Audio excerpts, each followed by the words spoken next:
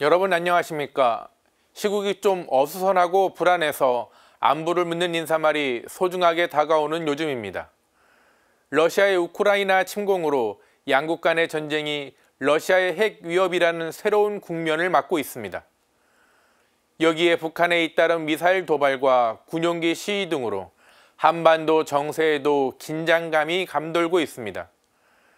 지금 전 세계는 반목과 대립, 갈등과 분열을 넘어 전쟁과 평화의 갈림길에 서 있습니다. 불안한 정세는 경기 침체를 가속화시키고 있습니다. 고물가, 고금리, 고환율의 삼고 현상은 약자의 고통을 더욱 심화시킵니다. 핵전쟁의 위협 속에 프란치스코 교황은 전 세계의 평화를 강하게 호소했습니다.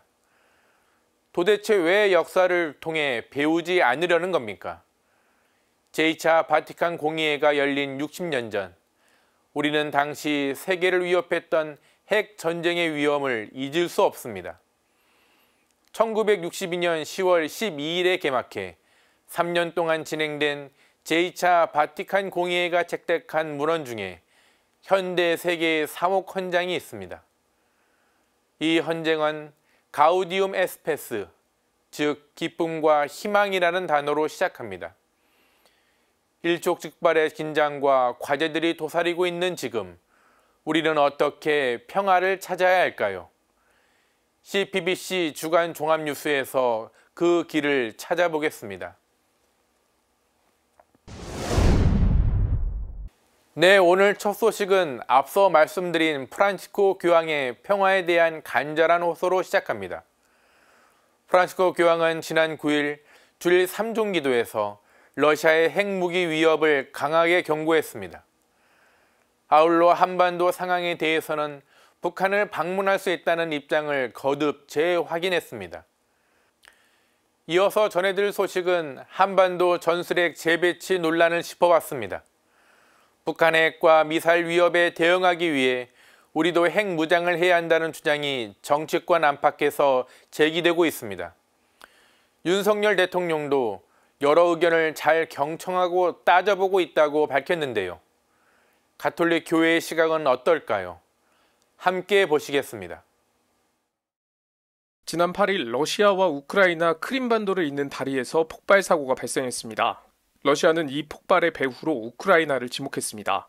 푸틴 대통령이 직접 나서 우크라이나 특수기관에 의한 테러 행위라고 규정했습니다. 러시아는 폭력의 악순환을 감행했습니다. 우크라이나 민간인 거주 지역을 공격해 수십 명의 사상자가 발생했습니다. 더 큰 위기는 핵무기 사용 가능성입니다. 푸틴 대통령이 이미 모든 수단을 동원하겠다고 밝힌 만큼 핵 버튼을 누를 가능성이 더 커졌다는 분석이 제기됩니다. 긴장이 고조된 상황, 프란치스코 교황의 시선은 러시아와 우크라이나를 향했습니다. 교황은 바티칸 성 베드로 광장에 운집한 약 5만 명의 순례객 앞에서 역사를 잊지 말아야 한다고 당부했습니다. Perché non imparare dalla storia? Anche in quel momento c'erano conflitti e grandi tensioni, ma si scelse la via pacifica. 60년 전 미국과 소련의 갈등이 최고조였을 때 열린 제2차 바티칸 공의회를 거론한 것입니다. A proposito dell'inizio del concilio 60 anni fa, non possiamo dimenticare il pericolo di guerra nucleare che proprio allora minacciava il mondo. 교황은 우크라이나 전쟁뿐 아니라 세계 곳곳에서 벌어지는 분쟁과 갈등을 주목하고 있습니다. 특히 한반도의 엄중한 상황에 대해서도 깊은 관심을 갖고 있으며 이를 해결하기 위해 방북할 수 있다는 의지를 거듭 나타냈습니다. 교황청 외무장관 폴 리처드 갤러거 대주교는 지난 7일 주 교황청 한국 대사관을 찾았습니다. 갤러거 대주교는 이 자리에서 교황은 한국 국민에게 특별한 관심과 애정을 보였다면서 북한이 초청한다면 북한을 방문하겠다는 교황의 열망은 강렬하다고 말했습니다. 이 발언은 관련 질문이나 특별한 요청이 없었는데도 나온 것입니다. 주요 외신들은 북한의 미사일 도발이 이어지는 상황에서 교황청 최고위급 실무자가 교황의 방북 의지를 드러낸 것은 상당한 의미가 있다고 평가합니다. CPBC 맹현균입니다. 윤석열 대통령은 최근 출근길 약식 회견에서 전술핵 재배치 관련 입장을 밝혔습니다. 윤 대통령은 우리나라와 미국 조야의 여러 의견들을 잘 경청하고 따져보고 있다고 말했습니다. 지난 8월 취임 100일 기자회견에서는 핵 비확산 체제에서 이탈하지 않을 것이라고 한 만큼 북핵의 그 위협이 고도화되고 기존에 있는 정도의 확장 억제로 되지 않는다고 한다면은 이 확장 억제가 아마 그 형태가 조금 변화될 수는 있겠습니다만은 NPT 체제에 대해서는 끝까지 포기하지 않고 지켜낼 생각입니다. 정부 입장이 변한 것 아니냐는 관측이 제기됐습니다. 대통령실은 진화에 나섰습니다. 핵 비확산 체제에서 이탈하지 않겠다는 방침을 재확인했습니다. 대통령실 관계자는 기본적으로 기존의 입장과 달라진 것은 없다고 설명했습니다. 하지만 정치권과 학계 일부에서는 전술핵 재배치를 검토해야 한다는 주장이 나옵니다. 정진석 국민의힘 비상대책위원장은 SNS를 통해 북한이 7차 핵실험을 강행한다면 문재인 정부 시절 체결된 9.19 남북 군사합의는 물론 1991년의 한반도 비핵화 공동선언 역시 파기돼야 한다고 주장했습니다. 사실상 우리도 핵무기를 가져야 한다는 뜻으로 해석됩니다. 가톨릭교회 입장은 단호합니다. 가톨릭교회의 평화로는 성 요한 23세 교황의 회칙 지상의 평화와 제2차 바티칸 공의회 문헌인 사목헌장에 자세히 나타납니다. 프란치스코 교황이 최근 러시아와 우크라이나 전쟁을 거론하면서 제2차 바티칸 공의회를 언급한 이유입니다. 이와 함께 교황청은 최근 바티칸 뉴스를 통해 제2차 바티칸 공의회와 성 요한 23세 교황 관련 소식을 연일 보도하고 있습니다. 단순히 제2차 바티칸 공의회 60주년을 기념하기 위해서가 아닙니다. 60년 전 쿠바 미사일 사태로 촉발된 위기가 우크라이나 전쟁과 한반도 긴장 고조 등 현재의 모습과 닮아있기 때문입니다. 핵무기 반대에 대한 교회의 가르침은 분명합니다. 쿠바 미사일 사태로 촉발됐던 핵전쟁의 위기를 경험한 인류에게 성 요한 23세 교황은 회칙 지상의 평화를 발표했는데요. 회칙 112항에서 교황께서는 핵무기 개발을 금지하고 끝내는 완전한 무장해제 상태에서 효과적인 감시체제를 운영하도록 촉구하는 것이다. 이렇게 말씀하십니다. 미소 냉전 시대 양측은 끊임없이 군비 경쟁을 벌였습니다. 군비 경쟁을 벌일수록 긴장의 수위는 높아졌습니다. 미소 냉전의 시대에 양측이 엄청난 양의 핵무기를 가지고 있었고 핵무기가 없어서가 아니라 신뢰가 없었기 때문에 핵전쟁에 공포가 있었다는 사실을 기억해야 합니다.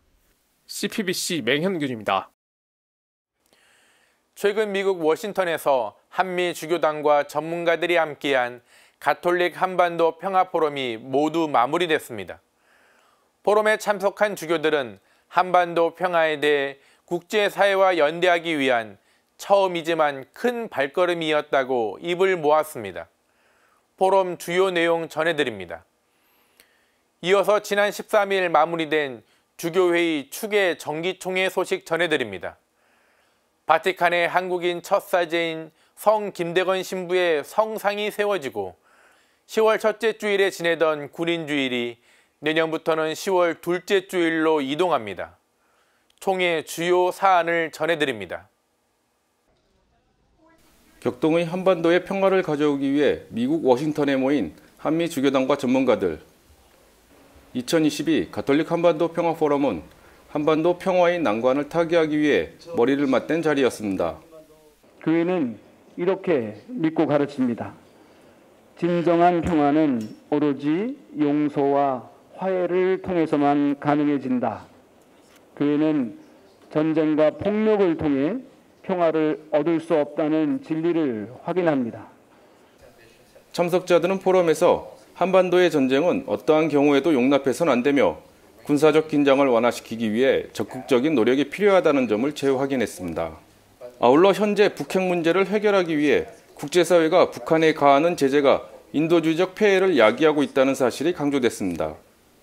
이는 제재가 국민 전체에 대한 직접적 처벌 수단으로 사용되어서는 안 된다는 가톨릭 사회의 교리에 반하고 수많은 폐단을 낳고 있다는 지적입니다. 경제 제재가 서민들이나 소외계층, 그 약자들, 이제 병을 앓고 있는 사람들, 이런 사람들을 소외시키고 피해 준다면은 안 되겠다. 새로운 방법을 찾아야 됩니다. 이번 포럼은 한미 주교단이 한반도 문제와 평화를 함께 논의하는 첫 공식 석상이었습니다. 주교들은 한반도 평화를 위한 국제사회, 그리고 보편 교회의 연대를 느낄 수 있는 자리였다고 밝혔습니다. 가톨릭 교회 안에서 느끼는 그러한 형제적인 지지를 굉장히 강하게 느꼈습니다. 그래서 그런 부분에서 우리가 앞으로 한반도 평화에 대해서 목소리를 좀 더 이렇게 함께 더 큰 목소리를 낼 수도 있겠다라는 미국 주교님들의 어떤 관심, 또 첫 주교단과의 어떤 단체적인 만남을 통해서 앞으로 더 큰 한 발짝 할 수 있는 어떤 그런 만큼 한미 주교단은 정례적인 규류와 연대가 필요하다는 데 공감했습니다. 한국 주교단은 적절한 시기에 미국 주교들의 방안을 요청했고 미국 주교들은 초청하면 그에 응하겠다고 화답했습니다.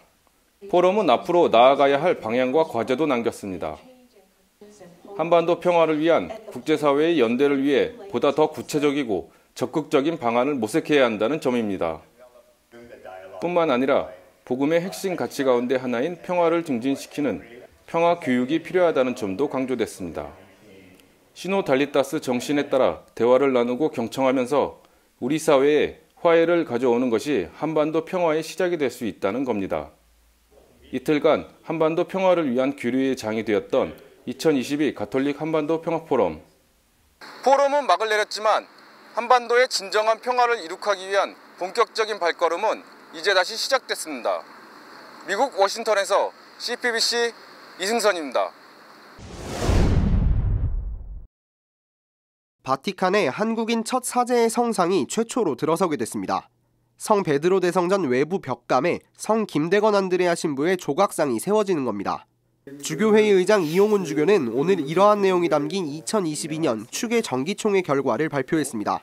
성상 봉헌은 성 김대건 신부 탄생 200주년을 기억하고자 교황청 성직자 성장관 유흥식 추기경이 프란치스코 교황에게 성상 봉헌 의사를 밝히면서 결정됐습니다.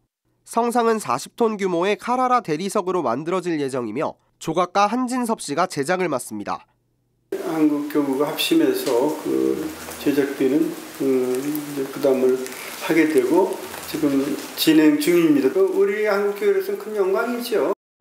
주교단은 또 현재 매년 10월 첫째 주일에 지내온 군인주일을 10월 둘째 주일에 지내기로 결정했습니다. 이 주교는 군인주일과 추석 연휴가 겹치는 상황이 반복되면서 날짜를 옮기는 데 동의했다고 밝혔습니다. 초대 조선대목구장 소 브리기에르 주교 10옥 추진에 대해서도 논의됐습니다. 2031년 조선교구 설정 200주년과 그로부터 4년 후 맞게 되는 브리기에르 주교의 선종 200주년을 앞두고 서울대교구가 10옥을 추진하기로 했습니다. 지난해 아쉽게 통과하지 못했던 가경자 최양업 신부의 10옥 기적심사, 다시 추진되고 있는 최신부 기적심사의 청원인으로는 주교회의 10옥 시성 주교특별위원회 총무 박선용 신부가, 공동연구가로는 그리스도의 레지오스도회 정시몬 신부가 임명됐습니다. 아울러 주교단은 총회에서 교구별 성인 유해 안치 현황을 공유하고 더욱 철저한 보존과 관리에 만전을 기하기로 했습니다. 성인 유해의 개인 소유는 인정되지만 교구에 신고해야 하고 보관이 어려운 상황에는 반드시 교구에 다시 인계해야 합니다. 철저하게 관리해야 한다는 건 교구별로 다 알고 있죠. 근데 이번 계기를 통해서 성인 유해 분배 전수 조사를 하게 된 거고요. 그래서 그야말로 성인 유해를 갖고 있는 사람들을 누가 언제 어떻게 갖고 있는지 목록화 하게 된 거고 철저하게 관리하겠다는 거고. 한편 주교회의 10억 시성 주교특별위원장에는 김종광 주교가 선출됐으며 순교자 현영과 성지순례 사목위원장은 옥현진 주교가 맡게 됐습니다. CPBC 김형준입니다. 교통수단 가운데 시간당 온실가스를 가장 많이 배출하는 게 바로 항공기인데요. 정부는 오는 2025년까지 공항 10곳을 추가로 짓겠다는 계획입니다.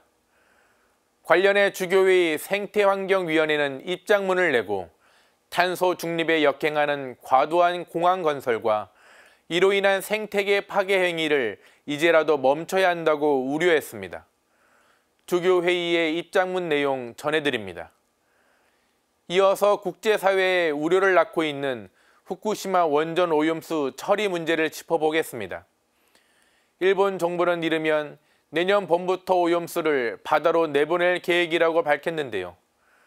우리나라에까지 피해를 주는 건 아닌지 걱정하는 목소리가 큽니다. 그런데 정부의 대응은 여전히 미온적입니다. 어떤 비판이 제기되고 있는지 전해드립니다.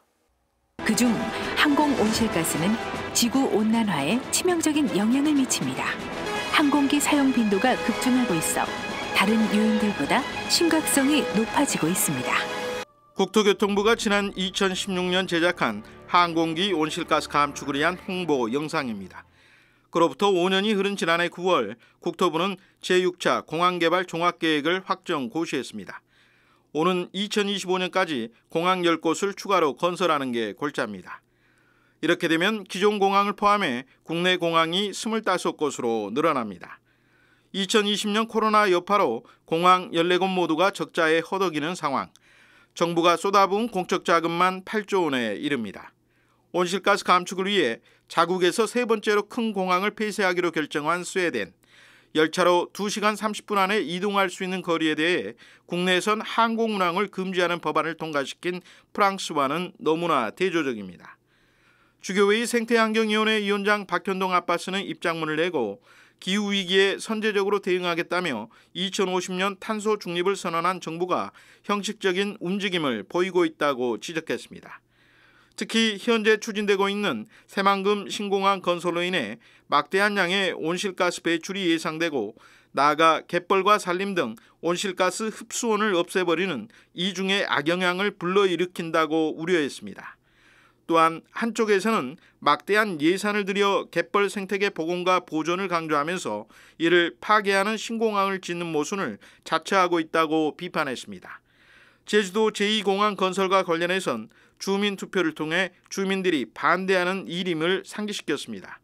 박현동 아빠스는 프란치스코 교황의 칙 찬미 바드소서를 인용해 이 절체절명의 위기 속에서 우리는 하느님 피조물을 돌보는 신앙인들의 핵심 소명을 다시 발견해야 한다고 강조했습니다. 그러면서 경제성만을 앞세우는 사고, 정치공학적인 정책과 사업들, 각종 난개발로 이익을 얻는 자본의 속성을 제대로 식별할 수 있어야 한다고 주문했습니다. 정부를 향해선 불필요하고 중복된 공항 건설과 같은 생태 파괴 행위를 이제라도 멈추고 생명을 선택해야 한다고 촉구했습니다. CPBC 윤재선입니다. 일본 정부는 지난 7월 후쿠시마 원전 방사성 오염수를 바다에 버리는 계획을 승인했습니다. 후쿠시마 원전에서 1km 떨어진 바다까지 관을 만들어 이르면 내년 봄부터 방류한다는 겁니다. 오염수 방류가 시작되면 우리나라도 내년 하반기부터 오염수 영향권에 포함됩니다. 독일의 헬무홀츠 해양연구소에 따르면 7개월이면 제주 앞바다에 오염수가 다다르는 것으로 조사됐습니다. 중국 칭화대 연구팀 역시 400일이면 우리나라 영해 전역이 영향을 받는다는 예측을 내놨습니다. 가장 걱정되는 건 오염수에 남아있는 다량의 방사성 물질입니다. 이 오염수의 농도가 얼마나 되는지 그리고 그 안에 포함되어 있는 방사성 물질의 총량이 얼마나 되는지 이런 정보가 굉장히 중요합니다. 하지만 그런 정보들이 현재 충분히 공개되어 있지 않은 상태고요. 그럼에도 일본 정부는 여전히 안전성에 문제가 없다는 입장만 되풀이하고 있습니다. 60여 가지의 방사성 물질을 없앨 수 있는 설비를 통해 오염수를 정화할 수 있다고 주장합니다. 하지만 스트론튬 등 치명적인 방사성 물질은 사라지지 않습니다. 1차 처리를 거친 오염수에서도 70% 이상의 위험한 방사성 물질이 발견됐습니다. 실제로 후쿠시마 원전 앞바다에서 서식하는 물고기들이 방사능에 심각하게 오염돼 있었던 것으로 드러나기도 했습니다. 일본 정부 계획대로 오염수를 30년 이상 바다에 버릴 경우 해양 생태계에 미칠 파장은 물론 국내 수산업 피해는 가늠하기조차 어렵습니다. 하지만 정부의 대응은 오염수 방류를 저지하기보다 사후 약방문식의 대처에 집중돼 있다는 지적이 나옵니다. 지금이라도 온전 오염수 방류를 중지할 수 있도록 국제법적 권리를 적극 행사해야 한다는 겁니다. 앞으로 대한민국 정부는 국제해양법재판소에 잠정 조치를 즉각 청구해야 합니다. 이 잠정 조치는 일종의 가처분 형태로 후쿠시마 해양 방류 결정이 실제로 이행되지 않도록 막을 수 있습니다. 윤석열 정부 들어 외교부가 취한 조치는 지난 6월 한일 국장급 화상회의를 한 차례 개최한 것이 전부입니다. 국제사회에 호소하고 있는 것들도 사실은 중국이라든가 다른 나라에 비해도 굉장히 미흡한 것이어서 이렇게 정부가 대응하는 것은 사실 국민의 안전보다는 지금 한일 관계를 더 우선시 보는 그런 상황에서 생기는 일들이 아닌가 이렇게 생각됩니다. CPBC 윤재선입니다. 대우조선 해양 파업 후 야당은 노랑봉투법을 발의했습니다. 모두 8건이 발의됐는데 핵심은 기업의 불합리한 손해배상을 제한하자는 내용입니다. 그런데 이 법안에 대해 해당 정부 부처 장관뿐만 아니라 경영계에서도 위헌이라고 반발하고 있습니다. 노란봉투법이 정말 위헌인지 기자가 짚어봤습니다. 이어서 이른바 동반 자살로 혼재돼 언급됐던 사례후 자살 문제가 심각하다는 소식 전해드립니다. 자녀나 배우자, 주변인을 살해하고 본인까지 목숨을 끊는 사례가 일주일에 1명꼴로 발생하고 있는데요.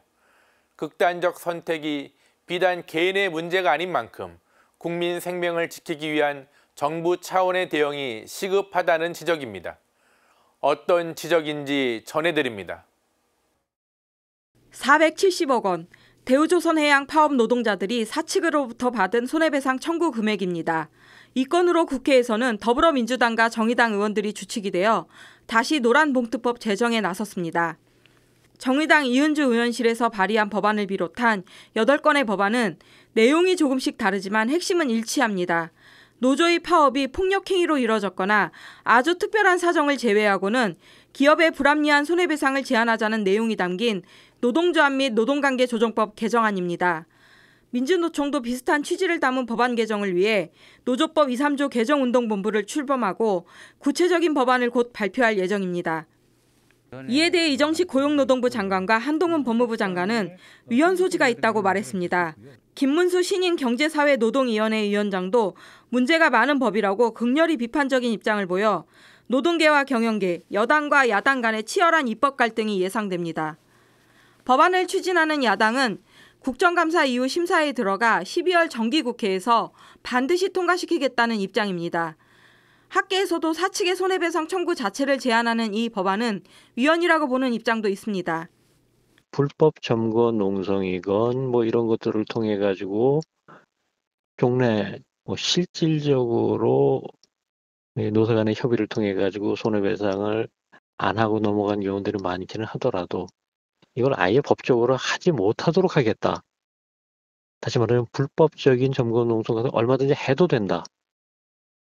이거는 저는 상식적으로 납득하기 어려운 법이라고 보고 이게 합헌이라고 한다면 결국 불법과 합법의 경계 자체가 무너져 버린다. 반면 기업이 지금처럼 파업한 노동자에게 거액의 손해배상을 청구하는 것은 사실상 헌법이 보장하는 기본권을 무력화시키는 것이라고 보는 견해도 다수입니다. 통상적인 그러니까 단체 행동권 행사로 인한 통상적인 소위 이제 손해 부분은 그건 따지면 안 되는 거고 이제 그 이상으로 뭔가 특별한 손해가 발생하거나 또는 소위 이제 폭력 행사로 인해서 공장 기계들이 고장이 나거나 그런 경우에는 소위 이제 특별한 손해 부분에 있어서는 입증이 되면 소위 손배소가 가능할지도 또 모르겠지만 지금 이제 사람들이 잘 모르는 거는 단체 행동권 파업권 자체가 일정한 소위 경영자 측의 손해를 예정하고서 이미 헌법의 기본권으로 들어와 있다는 거죠. 한편 프랑스에서도 1982년 이와 비슷한 법안 제정 움직임이 있었을 때 프랑스 헌법위원회는 파업이라고 해서 일체의 손해배상 소송을 제기할 수 없게 한다면 평등권 위반이라고 결정한 전례가 있습니다. 다만 한국의 대법원에 해당하는 프랑스 파기원은 노동자 파업으로 인한 경영자의 손해배상 청구를 아주 엄격하게 예외적으로 인정하고 있습니다. CPBC 김현정입니다.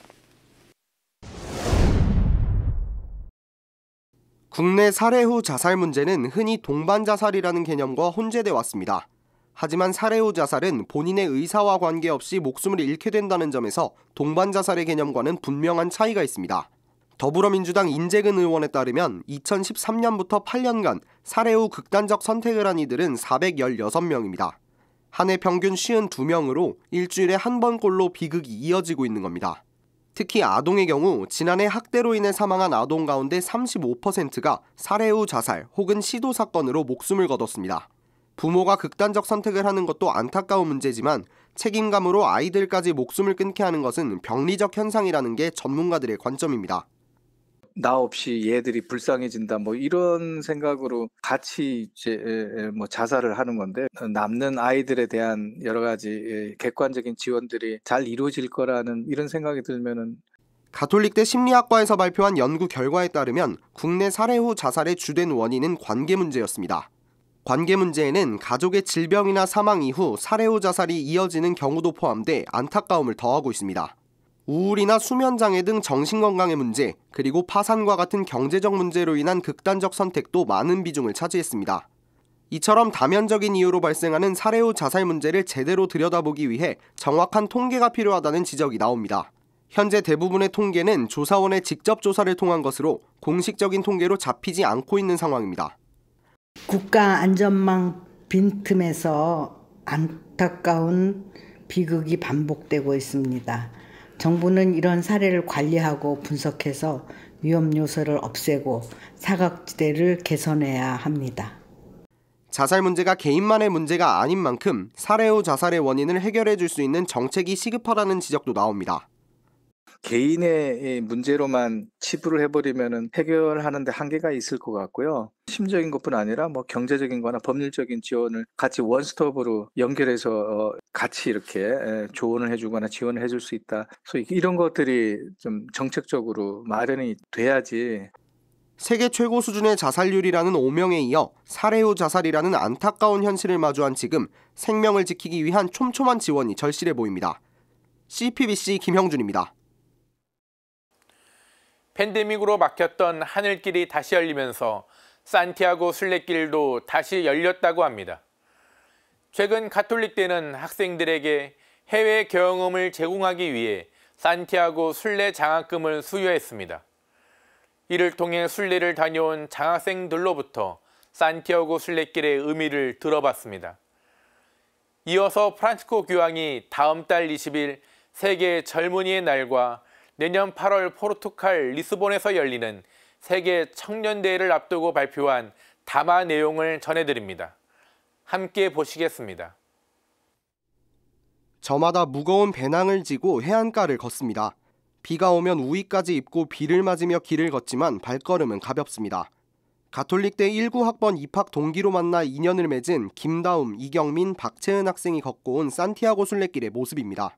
최근 가톨릭대는 코로나19 시기 어려움을 겪었던 학생들에게 해외 경험을 제공하고 글로벌 인재를 육성하기 위해 산티아고 순례 장학금을 수여했습니다. 새 학생들은 여행 계획서를 제출해 장학금을 받고 포르투갈 리스본에서 출발해 산티아고에 이르는 280km의 순례를 마쳤습니다. 학생들은 치열하고 힘들었던 일상에서 벗어나 전환점을 마련하고자 산티아고 순례를 선택했다고 밝혔습니다. 치열한 경쟁 속에서만 살다가 사람의 따뜻함을 좀 느껴보고 싶었어요. 사람이 주는 정. 제 인생에서 제일 힘든 순간을 살고 있었던 것 같아요. 어떻게 이 삶을 다시 이어나갈까에 대해서 고민을 되게 많이 했었는데, 부푼 마음을 안고 시작했지만 체력적으로 쉽지 않은 길. 긴 순례 기간 동안 싸울 법도 하지만 서로를 이해하고 힘들 땐 천천히 보폭을 맞춰가며 산티아고로 향했습니다. 발목과 무릎에 무리가 굉장히 많이 갔어요. 다음이 언니와 채은이가 제 보폭과 발걸음 속도에 맞춰서 함께 걸어준 것이 정말 힘이 되어서 다행히 같이 산티아고로 완주할 수 있었습니다. 천주교 신자인 박채은 씨와 이경민 씨는 순례길을 걸으며 기도가 가진 힘을 느끼게 됐다고 입을 모았습니다. 매일 아침 저희 힘내라고 연락 주시고 기도해 주셔서 너무 감사드리고, 기도 부대원들 덕분에 저희가 정말 은총과 사랑으로 잘 걸었고 아무 일 없이 잘 해낸 것 같아서 너무 감사합니다. 기도 속에 안전하게 완주한 순례길은 김다움 씨에게도 신앙의 은총을 느끼게 해줬습니다. 지인분들, 부모님께서 막 이렇게 열심히 기도를 해주신 덕분인지 아니면은 많은 이제 신앙심을 가지고 이 길을 찾은 사람들의 그 기운 덕분인지 길을 걷는 내내 뭔가 보호받고 있다? 그런 느낌을 많이 받았던 것 같아요. 코로나19로 답답했던 일상을 떠나 순례길에서 나 자신을 찾을 수 있었다는 학생들. 이들은 순례를 통해 얻은 원동력으로 학업에 복귀하고 대외 활동 등에 임하며 새로운 일상을 이어가고 있습니다. 가톨릭대는 이들처럼 견문을 넓히고 자기 자신의 길을 찾아갈 수 있도록 산티아고 순례 장학생들을 매년 선발하고 장학금을 지급해 나갈 예정입니다. CPBC 김형준입니다. 오는 11월 20일은 제37차 세계 젊은이의 날입니다. 프란치스코 교황은 2022-2023년 제37차 세계 젊은이의 날을 11월 20일부터 내년 8월 리스본 세계 청년대회까지로 기념하고 있습니다. 교황은 담화 주제를 마리아는 일어나 서둘러 길을 떠났다는 루카복음 1장 39절의 말씀으로 정했습니다. 이는 2020년 주제인 젊은이야 내가 너에게 말한다 일어나라는 말씀과 2021년 일어나라 내가 너를 내가 본 것의 증인으로 선택한다는 말씀과 맥을 같이 합니다. 교황은 담화에서 일어나라는 이 말은 우리에게 잠에서 깨어나고 우리 주변의 모든 삶을 의식하라는 의미라고 설명했습니다. 성모 마리아는 주님의 탄생 예고를 듣고 주님의 종입니다라고 주님께 자신을 내어 맡겼을 뿐 아니라 자신보다 더 큰 어려움에 놓인 나이 많은 친척 엘리사벳을 찾아가는데 주저하지 않았습니다. 청년 마리아가 자신의 가장 소중하고 위대한 선물인 태중의 예수님을 엘리사벳과 지카리아에게 가져감으로써 살아있는 감실로 친척의 집을 가득 채울 수 있었습니다. 교황은 또한 이러한 마리아를 반갑게 맞은 엘리사벳과 지카리아라는 두 노인에게서는 환대의 의미를 배울 수 있다고 설명했습니다. 그러면서 젊은이들에게 지금이 바로 구체적인 만남을 향해 그리고 자신과는 다른 이들을 진정 받아들이기 위해 서둘러 떠나야 할 때라고 강조했습니다. 프란치스코 교황의 시선은 2023년 8월 1일부터 열릴 포르투갈 리스본 세계 청년대회를 향해 있습니다. 교황은 15에서 16세기 수많은 젊은이가 예수님 체험을 다른 민족, 다른 국가들과 나누기 위해 미지의 세계를 향해 길을 떠난 곳이 포르투갈이었다고 상기시켰습니다. 특히 20세기의 성모님이 포르투갈 파티마에 발현하신 것을 언급하면서 회개와 참된 자유로 우리를 부르시는 하느님 사랑의 강력하고 찬란한 메시지를 모든 세대에 전했다고 말했습니다. 교황은 그러면서 다시 한번 젊은이들의 위대한 대륙 횡단 순례에 여러분 한 사람 한 사람이 동참하도록 초대한다며 이 순례는 리스본 세계 청년대회로 정점에 이를 것이라고 역설했습니다. 교황은 끝으로 우리가 하느님의 도우심으로 모두 함께 리스본에서 민족들과 세대들이 형제로서 얼싸안는 기쁨, 화해와 평화로 얼싸안는 기쁨, 그리고 새로운 선교적 형제애로 얼싸안는 기쁨을 재발견할 것이라고 기대했습니다. CPBC 이희미입니다. 10월 묵주기도 성화를 보내면서 묵주기도를 많이 바치는 단체 가운데 한 곳이 레지오 마리에인데요. 코로나19로 지난 2년 동안 단원들이 줄면서 많은 시련을 겪었다고 합니다. 열심히 묵주기도를 바치며 단원들이 모이면서 정상화되고 있는 레지오 마리에 상황을 취재해봤습니다. 이어서 국내외 사제와 수도자들이 만든 사물 놀이패를 소개해드립니다. 인천교구 이주사목부와 그 소속 단체에서 활동하는 사목자들이 사물 놀이패를 만들었다고 하는데요. 지난번 세계 이주민과 난민의 날 행사에선 국적을 넘어선 흥겨 무대를 선보여 큰 박수를 받았다고 합니다. 기자가 이들을 만나봤습니다. 성모님의 군대라고 일컫는 레지오 마리에, 내년이면 한국교회의 레지오 마리에 도입 70주년을 맞습니다. 그런데 지난 2년 동안 레지오 마리에는 코로나19보다 더한 몸살을 앓았습니다. 코로나19 이전인 2019년 8월부터 2022년 8월까지 서울과 광주, 대구 세나투스 소속의 레지오 마리에 단원 증감 현황을 비교한 결과 전반적으로 단원이 20에서 30% 정도 줄었습니다. 대구 우덕의 거울 세나투스도 3년 전과 비교했을 때 행동 단원만 30%가량 줄었습니다. 통계에 드러난 수치가 이 정도이고 실제로는 더 줄었다고 봐야 한다는 것이 관계자들의 목소리입니다. 성당 대면 미사와 소공동체 활동이 정상화된 지금도 레지오 마리에의 대면 주례학과 활동은 좀처럼 완전히 정상화되지 않고 있는 점도 문제입니다.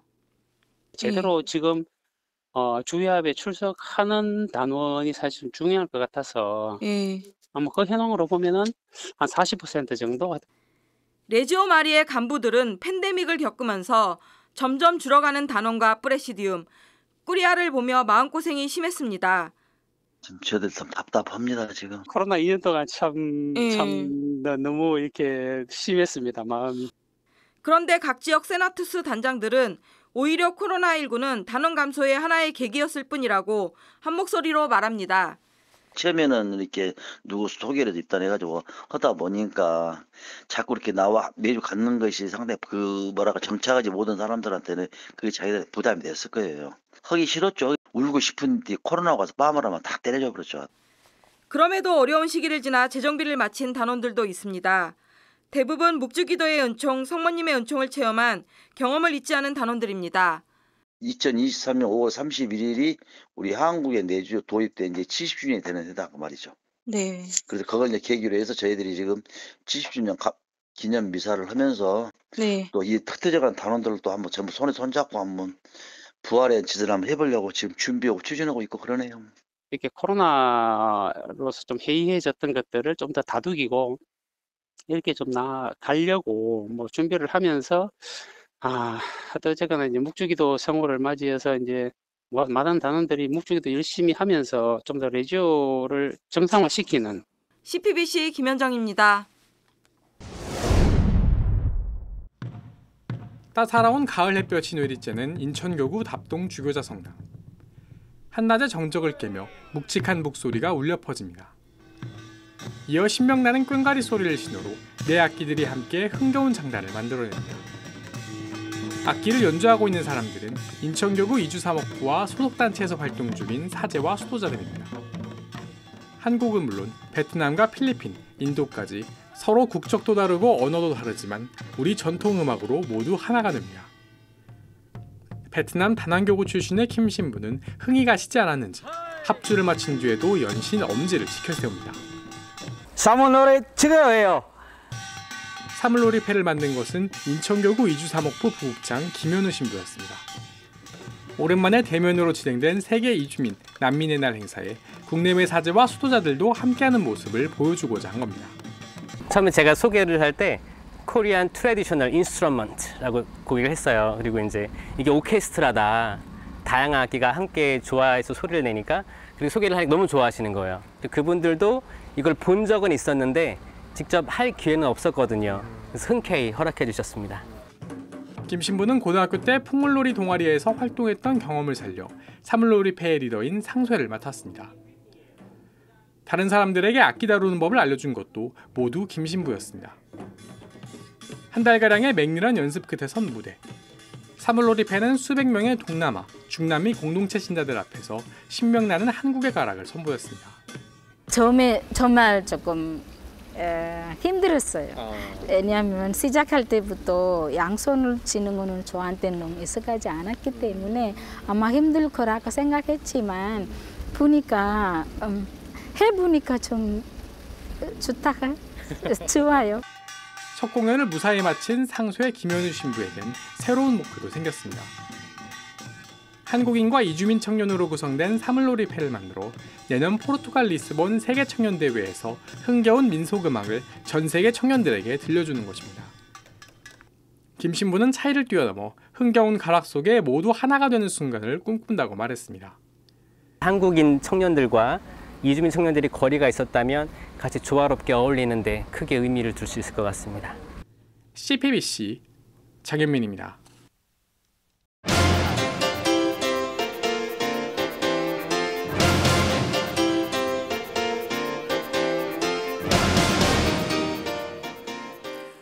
라이언 프랭크 바움이 지은 오지의 마법사에는 주인공 도로시, 양철 나무꾼, 겁쟁이 사자, 허수아비가 나옵니다.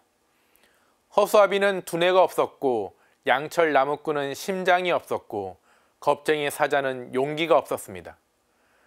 그리고 주인공 도로시는 집과 함께 고향을 잊어버렸습니다. 하지만 도로시와 친구들은 여러 난관을 헤쳐나가 마침내 자신들이 원했던 것을 얻어냅니다. 그리고 소설 오즈의 마법사는 뮤지컬 영화로도 만들어져 현실에서는 일어날 수 없는 마법이 필요할 정도로 삶이 버거운 이들에게 위로와 감동을 전합니다. 특히 경제적 공황으로 고통받는 이들에게 위로를 준 것이 바로 오즈의 마법사였습니다.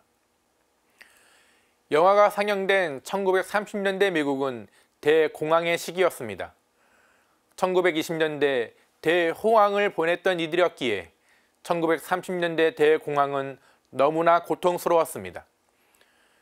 그래서 영화에 삽입되어 주인공 주디 갈란드의 입으로 불려진 오버 더 레인보우는 기나긴 경제의 겨울이 어서 빨리 끝나기를 바라는 노래였으며 기도였습니다. 사람들은 노래를 부르며 경제의 겨울이 끝나면 꿈에서 보던 봄이 있을 것이라 희망하고 믿었습니다. 그렇게 사람들은 희망을 노래했지만 세상은 1939년 2차 세계대전이라는 끔찍한 전쟁으로 대공황을 해결해버립니다. 그리고 역사는 되풀이되는 것인가? 우리는 다시 경제 한파라는 위기를 마주합니다. 한국은행은 지난 12일 기준금리를 0.5% 올렸습니다. 기준금리가 10년 만에 다시 3%가 되었습니다. 치솟는 물가와 고환율이 기준금리 상승의 주 원인입니다. 여기서 끝나는 것이 아니라 한국은행은 물가가 잡힐 때까지 계속해서 인상할 계획이라고 밝혔습니다. 내년 초까지는 계속해서 올릴 가능성이 높습니다. 가파른 금리 상승으로 가계 이자 비용이 급증하고 있습니다. 금융감독원에 따르면 은행 전세 대출금의 94%가 변동금리입니다. 은행 전세 대출 원금만 160조 원에 육박합니다. 특히 전세로 결혼 생활을 시작하는 신혼부부나 저소득층은 금리 상승으로 큰 어려움에 빠지게 되었습니다. 경기 침체도 걱정입니다. 코로나로 기업 활동이 많이 어려웠는데 금리 인상으로 경제 활력이 위축될 것으로 예상됩니다. 지금도 일부 기업은 번 돈으로 이자를 못 갚는 일명 좀비 기업입니다. 이런 기업들이 도산을 막기 위해 노동자들을 해고할 수 있습니다. 대출받아 코로나를 버텨낸 자영업자는 고금리의 대출금을 갚지 못해 파산할 수 있습니다. 그러기에 이번 정기국회에 정부가 추진하는 법인세 인하와 다주택자 중과 폐지 등의 세제 개편은 우려스럽습니다. 한국은행은 금리 인상으로 재정 긴축을 하는 마당에 사실상 재정을 푸는 감세안을 발표하는 것 자체가 모순입니다. 프란시스코 교황님도 회칙 모든 형제들에서 낙수 효과는 마술과 같은 것이라고 하셨습니다. 최근 리즈 트러스 영국 총리도 일명 부자 감세를 추진하다 금융시장에 대혼란이 오고 지지율이 폭락하자 감세 법안 입법을 철회했습니다. 오히려 정부는 경제적 취약계층이 경제적 겨울을 잘 넘길 수 있는 정책을 마련해야 합니다. 복지 사각지대가 없도록 정책 수립 시 더 꼼꼼히 살펴야 합니다. 정치계는 가난하고 어려운 서민을 돕는 민생 법안에는 초당적으로 협력해야 합니다. 종교계도 우리 이웃 중에 어렵고 힘든 곳은 없는지 살펴봐야 합니다. 사회 교리의 원리인 가난한 이를 위한 우선적 선택이 필요합니다. 오늘 사제의 눈은 오버 더 레인보우, 무지개 너머입니다. 돌아보면 결국 경제 한파를 이겨낸 것은 정부나 기업의 커다란 성장이 아니라 우리네 민초들이 보여준 사람을 향한 따뜻한 온기였음을 기억하며 오늘도 평화를 빕니다.